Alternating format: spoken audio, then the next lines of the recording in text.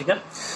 तो अब हम लोग नेक्स्ट जो हम लोग हेडिंग देख रहे हैं कि अगर मुझे सिग्मा और पाई बॉन्ड कैलकुलेट करना है, कब? जब आपको साइक्लिक स्ट्रक्चर हो, तो उसके साथ हम लोग क्या ट्रिक्स अप्लाई करते हैं, ठीक है।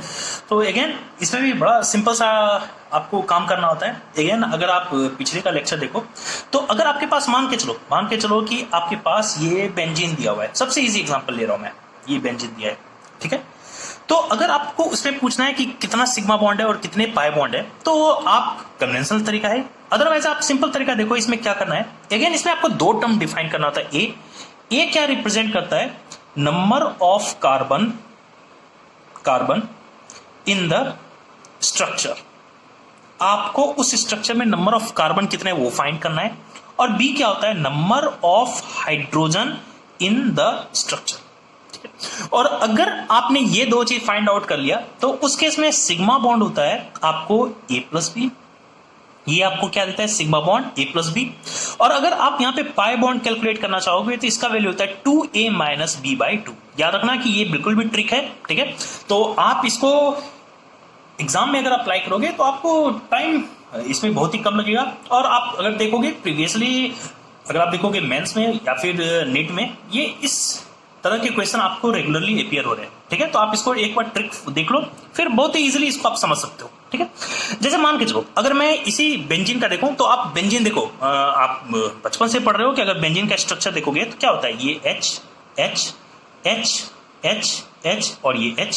तो आप काउंट भी कर सकते हो सिग्मा और बता सकते हो। लेकिन अगर आपको कुछ नहीं पता है, तो इसका स्ट्रक्चर क्या होता है? अगर आप फॉर्मूला देखोगे C6H6, तो A का वैल्यू आपको कितना है? 6। B का वैल्यू है अगेन आपको 6। तो यहां से सिग्मा बॉन्ड कितने आ जाएंगे आपको? A प्लस बी, यानी कितने आ जाएंगे? 12। और अगर पाई बॉन्ड यहां से कैलकुलेट करोगे तो क्या होगा? 2a माइनस बी, यानी 2 मल्टीप्लाइड बाय 6 माइनस 6, यानी 6 बाई 2, इट मीन्स 3। और आप अगर थोड़ा सा यहां पे स्ट्रक्चर देखोगे, तो सिग्मा बॉन्ड देखो 1 2 3 4 5 6 यहां हो गए, 7 8 9 10 11 12। टोटल कितने सिग्मा बॉन्ड हो गए? 12। और आप अगर पाई बॉन्ड देखोगे तो इजीली देख सकते हो पाई बॉन्ड कितने हैं? 1 2 3। पाई बॉन्ड कितने हैं? 3। तो इस तरह से आप इसको अप्लाई कर सकते हो। जैसे मान के चलो, दूसरा एग्जांपल मैं देख रहा हूं, मान के चलो आपके पास ये स्ट्रक्चर दिया हुआ है टोल्यूइन का, ठीक है। तो अगर आप इसमें देखोगे, तो यहां से इसमें अगर कार्बन के वैल्यू को देखोगे कितना होगा? 1 2 3 4 5 6 कार्बन और 7 कार्बन। अगर आप इसमें हाइड्रोजन देखोगे तो कितने हैं? 3 4 5 6 7 8। ये कितने आपके पास? 8 हैं। तो अगर आपके पास ये 8 हैं, तो आप यहां से अगर सिग्मा बॉन्ड कैलकुलेट करोगे तो क्या होगा? A plus B means 8 plus 7 क्या हो जाएगा आपको? 15, ठीक है। और अगर आप यहां से पाई बॉन्ड कैलकुलेट करोगे तो क्या होगा? 2a मीन्स 14 माइनस 8 बाई 2, यानी 6 बाई 2, इट मीन्स इसका वैल्यू क्या होगा? 3। और आप इसको अगर आप एनालिसिस करोगे, तो आप यहां से देखोगे कि इसमें सिग्मा बॉन्ड आपके कितने होते हैं? 15, और पाई बॉन्ड कितने जाएंगे? 3। यहां तक सही है, ठीक है। अब मान के चलो कि मैं एक एग्जांपल आपको ले रहा हूं, मान के चलो कि आपको एक साइक्लिक रिंग का एग्जांपल ले रहा हूं, C5H6। ये क्या है आपका? C5H6। और इसको हम लोग एक कॉमन नेम से जानते हैं, साइक्लोपेंटाडाइन। इसको हम लोग किस नाम से जानते हैं? साइक्लोपेंटाडाइन, ठीक है। तो अगर आपको इसमें देखना है कि कितने सिग्मा बॉन्ड है, कितने पाई बॉन्ड है, ठीक है, तो इसमें स्ट्रक्चर भी आपको बता भी दूंगा, कुछ ऐसा नहीं है। अदरवाइज आप इसमें बिना स्ट्रक्चर देखे अगर आपको सिग्मा और पाई बॉन्ड कैलकुलेट करना है, तो इसमें देखो A का वैल्यू क्या है? 5, B का वैल्यू क्या है? 6। तो यहां से सिग्मा बॉन्ड क्या हो जाएगा? A प्लस बी, यानी क्या हो जाएगा? 5 प्लस 6, इट मीन्स 11। यहां तक सही है। और अगर यहां से पाई बॉन्ड देखोगे तो क्या होगा? 2a माइनस बी, यानी 10 माइनस 6 बाई 2, यानी ये 4 बाई 2, इट मीन्स 2। देखो आप इसको वेरीफाई भी कर सकते हो। जैसे पाई बॉन्ड 2 है, और आपको पता है कि अगर आपके 2 पाई बॉन्ड होते हैं, या फिर 2 डबल बॉन्ड अगर किसी स्ट्रक्चर में होते हैं, तो हम लोग यूज करते हैं डाइन। अगर 3 डबल बॉन्ड होते हैं, तो उसको हम लोग बोलते हैं ट्राइन। तो आप यहां से वेरीफाई कर सकते हो कि इसमें आपके 2 ही डबल बॉन्ड है, जो कि इसके नाम को रिप्लिका करना है, ठीक है। अच्छा, जैसे मान के चलो एक और एग्जाम्पल हम लोग ले रहे हैं, 4th। मान के चलो कि मैं एग्जाम्पल ले रहा C6H8 फॉर एग्जाम्पल लीजिए।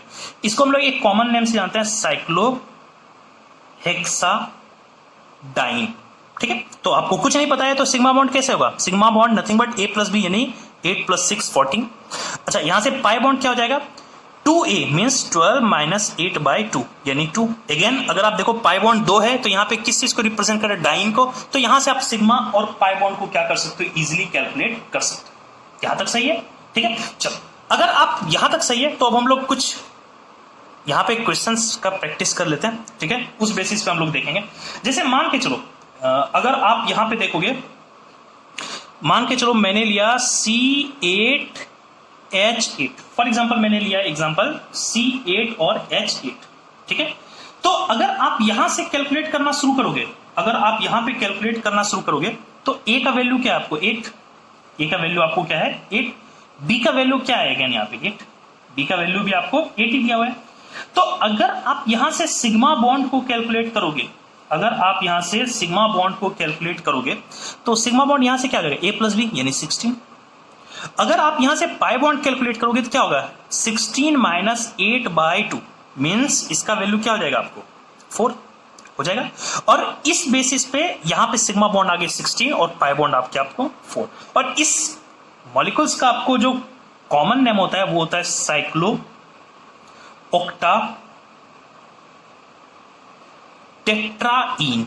टेट्राइन क्यों बोला गया है, क्योंकि यहां पे आपके कितने, आप अगर देखोगे डबल बॉन्ड है, आपको यहां पे 4 डबल बॉन्ड है, इसलिए हम लोग इसको क्या नाम लिखते हैं टेट्राइन।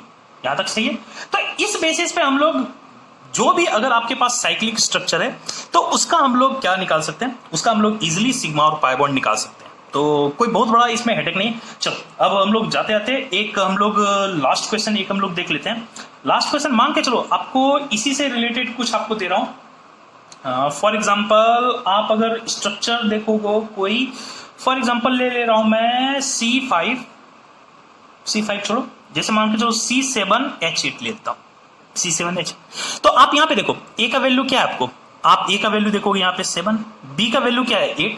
तो जब सबसे पहले इसका सिग्मा बॉन्ड कौन सा होगा 8 + B यानी 15। अच्छा पाई बॉन्ड यहाँ पे कितने हो जाएंगे 2 × 7 माइनस 8/2 यानी 14 माइनस 8 6/2 यानी ये क्या हो जाएगा आपका 3। और आपको ये तो देख के साफ लग रहा है इसमें पाई बॉन्ड कितने होंगे आपके 3। और अगर पाई बॉन्ड 3 होंगे तो इसमें इसका मतलब ट्राइन हम लोग इसका नाम लिखेंगे। क्या लिखेंगे हम लोग, इसका नाम हम लोग समथिंग ट्राइन के फॉर्म में लिखेंगे। और इसका एक्चुअल जो नाम होता है वो होता है साइक्लो हेप्टा, चूंकि आपको 7 कार्बन है तो हेप्टा, और उसके बाद हम लोग लिखेंगे ट्राइन, इसको हम लोग क्या लिखते हैं साइक्लोहेप्टा ट्राइन।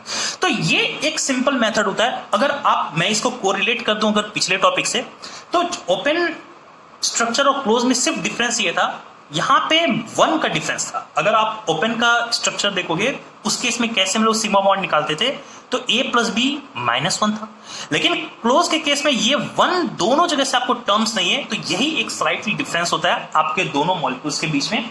और इसी बेसिस पे हम लोग दोनों को इजी वे में इसको कैलकुलेट कर सकते हैं, ठीक है। तो ये आपके लिए एक सिंपल ट्रिक, और आप लोग इसको बिल्कुल भी आप इसको फॉलो करो, ठीक है। और आप अगर इसको देख लोगे तो आप विद इन मिनट्स इस क्वेश्चन को आप सॉल्व कर सकते हो, ठीक है। चलो अब हम लोग एक प्रैक्टिस पेपर्स हम लोग इसको सॉल्व कर लेते हैं, ठीक है। मैं नेक्स्ट लेक्चर में आपको कुछ इस पे बेस्ड जो भी प्रीवियस ईयर प्रॉब्लम्स आए होंगे मैं उसको सॉल्व करवा दूंगा। तब तक आप इसको देखो समझो, बाकी हम लोग नेक्स्ट लेक्चर में मिलते हैं। Okay, thank you.